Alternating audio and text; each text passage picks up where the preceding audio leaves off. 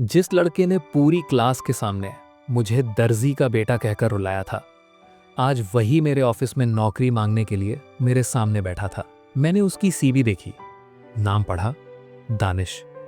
मैं हल्का सा मुस्कुराया। जहन सीधा फ्लैशबैक में चला गया। छोटा सा कमरा, एक पुरानी सिलाई मशीन और मेरी माँ। अब्बू बीमारी से चले गए, पीछे बस कर्ज रह गया। माँ सुबह से रात तक सिलाई करती, हाथों पर सुई के निशान, आंखों में नींद नहीं। मैं रात को उठता, देखता एक छोटे बल्ब की रोशनी में बस मशीन चल रही होती, बाकी पूरा घर अंधेरे में। मैंने पूछा, माँ इतनी कम रोशनी में काम क्यों करती हो, आंखों पर जोर नहीं पड़ता? माँ ने आहिस्ता से कहा, बेटा पूरा घर रोशन किया तो बिजली का बिल कैसे देंगे? उस दिन समझ आया, गरीबी सिर्फ खाली प्लेट का नाम नहीं, गरीबी यह है कि माँ अपनी आंखें कमजोर करे ताकि बेटे का मुस्तकबिल रोशन हो सके। स्कूल में फैशन शो था, सबके पास नए कपड़े और मैं पुरानी सी वर्दी में। अचानक दानिश माइक पर आया और बोला, ये देखो, ये दर्जी का बेटा, इसे तो कपड़े फ्री मिलते होंगे, फिर भी पुरानी वर्दी में आया है। क्लास फेलोज हंस पड़े। मैं सर झुका के खड़ा रहा। अंदर से टूट गया, मगर उसी दिन अंदर कुछ बन ली गया। रात को मैं छत पर गया, आसमान की तरफ देखा और दिल में कहा, माँ एक दिन मैं तुम्हें इतना ऊपर ले जाऊंगा कि आज जो हमें कमतर समझते हैं, कल वही हमारी कामयाबी को सलाम करेंगे।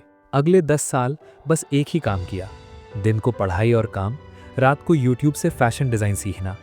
माँ की पुरानी मशीन पर नए डिज़ाइन बनाता रहा। पहले लोग हंसते रहे, फिर इंस्टाग्राम से पहला ऑर्डर आया, सिर्फ 500 रुपये का। लेकिन मेरे लिए वो 500 रुपये पहला सबूत थे कि मैं कर सकता हूँ। मैंने वही पैसे वापस काम में लगा दिए। आहिस्ता आहिस्ता वही छोटा कमरा फैक्ट्री में बदल गया और मेरा अपना ब्रांड बन गया। और आज मेरे सामने दानिश बैठा था। मैंने पूछा, एएमबी स्कूल से पढ़े हो? वो चौंक कर बोला, आप वही हो दर्जी का बेटा? मैं मुस्कुराया, हाँ वही दर्जी का बेटा। मैंने कहा, इस दिन तुमने मुझे बहुत रुलाया था, लेकिन तुमने एक चीज़ भी दी थी, वो आग, वो जज्बा जिसने मुझे यहाँ तक पहुँचाया। वो शर्मिंदा होकर सर झुकाए खड़ा रहा। मैंने फाइल बंद की और कहा, तुम्हें नौकरी मिल गई है, कल से ज्वाइन कर लो। वो हैरान होकर बोला, आप मुझे रख लेंगे? मैंने जवाब दिया, बदला लेना आसान है, माफ करना ताकत है। बदला छोटे लोग लेते हैं, बड़े लोग माफ करके आगे बढ़ जाते हैं। असल जीत तो उस दिन हुई जब मैं माँ को नए घर में लेकर गया। वो हर कमरा देख रही थी, जैसे ख्वाब छू रही हूँ। फिर एक कोने में रुक गई, वहाँ शीशे के डिब्बे में वही पुरानी सिलाई मशीन रखी थी, फूलों के साथ। माँ ने मशीन को देखा, फिर अपने हाथों को, कटे फटे सुई के निशानों से भरे हाथ। माँ आहिस्ता से बोली, बेटा जब सुई हाथ में चुभती थी ना, मैं बस तुम्हारे बारे में सोचती थी, फिर दर्द महसूस ही नहीं होता था। मैं माँ के कदमों में बैठ गया और रो पड़ा। जन्नत वाकई माँ के कदमों में है, और माँ के हाथ, ये हाथ नहीं, दुआओं की फैक्ट्री है। दोस्तों, शायद आज कोई तुम्हें भी दर्जी का बेटा, गरीब, छोटा कह रहा हो। याद रखो, गरीबी ऐब नहीं, हिम्मत हार जाना ऐब है। उठो, सीखो, मेहनत करो, और जब जीत जाओ तो माफ़ करना मत भूलना।